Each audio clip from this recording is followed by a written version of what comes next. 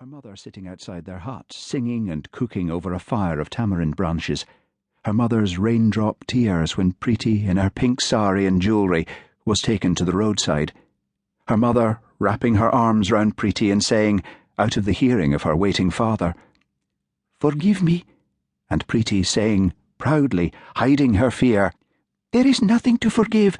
I am a Bedia girl, and this is what Bedia girls do." Sitting in this boat, she made a promise.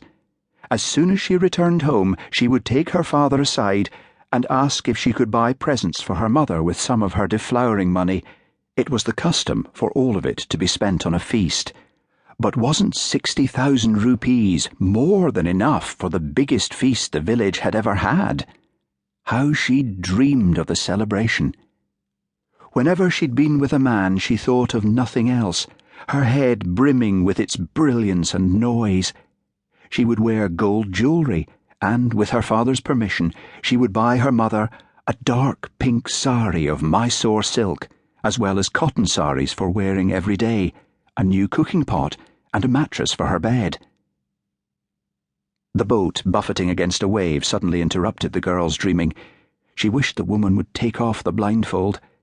She wanted to see the ship that would return her to her family.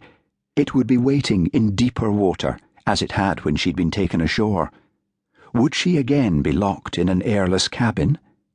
There would be no need on the return journey, Preeti thought. Whoever had bought her no longer had a reason for shutting her away from other men. She wasn't a virgin anymore. Preeti had a better understanding of these things now. When the car had slowed at the roadside in her village, shiny black bodywork, blackened windows, a flutter of satisfaction had travelled through her little frame.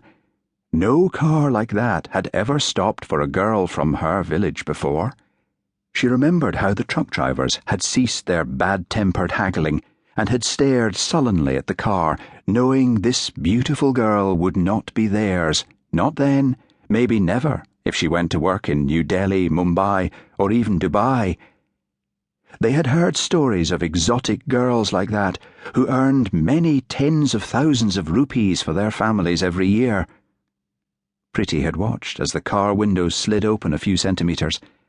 Her father had approached it, uncertainly, and spoken through the gap, stooping to it in deference. When he returned to her side, she'd asked, "Was he handsome and clean?" Her father shook his head and smiled like someone who had just been blessed. "A man who spends 60,000 rupees on a girl will be clean." 60,000 rupees, she'd gasped, and her father's smile broadened into the widest grin. "Did you see him, father? Was he handsome?"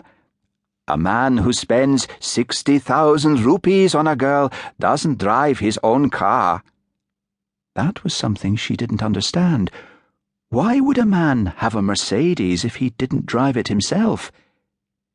She didn't want to show disrespect for her father, so when she was in the car, she said to the driver, "Are you the man who has paid for me?" He guffawed at the idea. "Where would I be able to find 120,000 rupees?"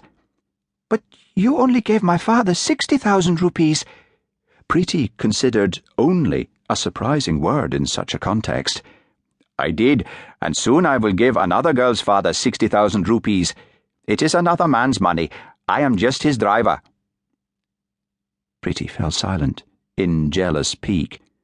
Was there another Bedia girl so beautiful she could be worth 60,000 rupees also? Hadn't her father told her she was the most beautiful girl ever born to Bedia parents? No more than 10 minutes later, the car stopped at another village, and the driver lowered the front passenger door window a few centimetres, as he had done for Preeti's father. The driver passed a roll of money through the gap to a large man with a round face and white, even teeth. Preeti's mother had taught her that good teeth in a man were a sign of wealth and breeding. Then the car door opened, and a girl in a green sari sat on the tan leather seat beside Preeti. She was tall and beautiful, with thick, lustrous dark hair, wide eyes, and full lipstick-red lips. She was crying. Preeti's jealousy drained from her. She clasped the girl's hand and asked her name.